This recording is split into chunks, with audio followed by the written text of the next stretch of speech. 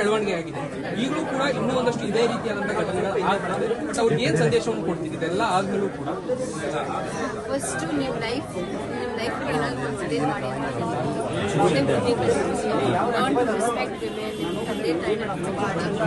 ಕೆಲಸ ನೋಡಿ ಬಿಸಿಯಾಗಿ ಅಂತ ನಾನು ಹೇಳಕ್ಕೆ ಇಷ್ಟಪಡ್ತೀನಿ. It's the ideal brain that does all the ideal brain is levels workshop ಅಂತ ಹೇಳ್ತೀವಿ ಇಂಗ್ಲಿಷ್ ಆಗಿದೆ. ಹಾಗೆ ನಾವು ಸುಮ್ಮನೆ ಮನೆಗೆ ಕೂತಿರುವಾಗ ಅಥವಾ ಏನು ಕೆಲಸ ಇಲ್ಲದೆ ಇರುವಾಗ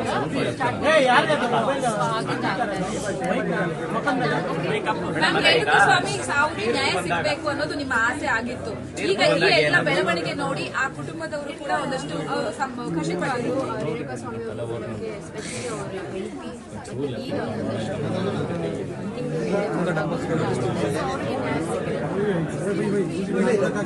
ಮೇಡಮ್, ನಿನ್ನೆ ಒಂದು ನಿಮ್ಮ ಆಡಿಯೋ ಅದು ಏನ್ ಕ್ಲಾರಿಟಿ ಆಕ್ಚುಲಿ ಅವಾಗಿಂದು ಅಂದ್ರೆ ಈಗ ಅವತ್ತು ದರ್ಶನ್ ಅವರ ವಿಚಾರವಾಗಿ ಮಾತಾಡ್ತೀರಿ, ಸ್ತ್ರೀಯರ ವಿಚಾರವಾಗಿ ಮಾತಾಡಿದ್ರಿ. ಆಕ್ಚುಲಿ ನಾನು ಏನ್ ಹೇಳಿದೆ ಅಂದ್ರೆ ಒಂದ್ ಕಡೆ ನನ್ನ ದರ್ಶನ ಪರೀಕ್ಷೆ ಅವರು ಒಂದು ಲೈಟ್ ಬಾಯ್ ಆಗಿ ತುಂಬಾ ಚೆನ್ನಾಗಿ ಬೆಳೆದ್ರು ನನ್ನ ಇಂಡಸ್ಟ್ರಿನಲ್ಲಿ ಒಳ್ಳೆ ಹೆಸರು ಕೂಡ ಮಾಡ್ಕೊಂಡು. ಸೊ ಆ ಒಂದು ಅವರು ಗ್ರೋತ್ ನೋಡಿ ನನಗೆ ಹೆಮ್ಮೆ ಆಗ್ತಾ ಇತ್ತು. ಯಾಕಂದ್ರೆ ಏನು ಇಲ್ಲದೆ ಬಂದು ಇಂಡಸ್ಟ್ರಿಯಲ್ಲಿ ಒಂದು ಒಳ್ಳೆ ಹೆಸರು ಮಾಡಿ ಮಟ್ಟಕ್ಕೆ ಬೆಳೆದಿದ್ದಾರೆ ಅಂದರೆ ನನಗೆ ಖುಷಿ ಆಗುತ್ತೆ.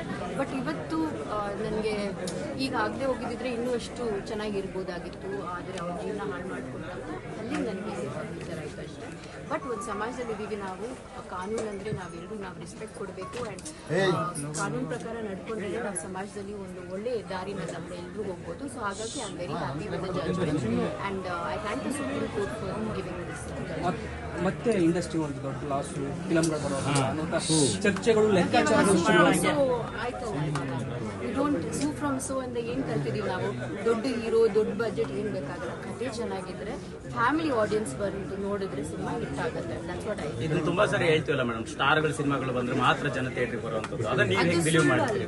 ಬಿಕಾಸ್ ಸೂ ಫ್ರಮ್ ಸೋ ನೋಡಿ ಅದ್ರಲ್ಲಿ ಎಲ್ಲ ಹೊಸಬ್ರು JP ತುಮರ ನಮ್ಮ ಸಿನಿಮಾದಲ್ಲೂ ಮಾಡಿದ್ದಾರೆ ಆ್ಯಂಡ್ ರಾಜ್ವಿ ಶೆಟ್ಟಿ ಅವರು ಪ್ರೊಡ್ಯೂಸ್ ಮಾಡಿದ್ದಾರೆ.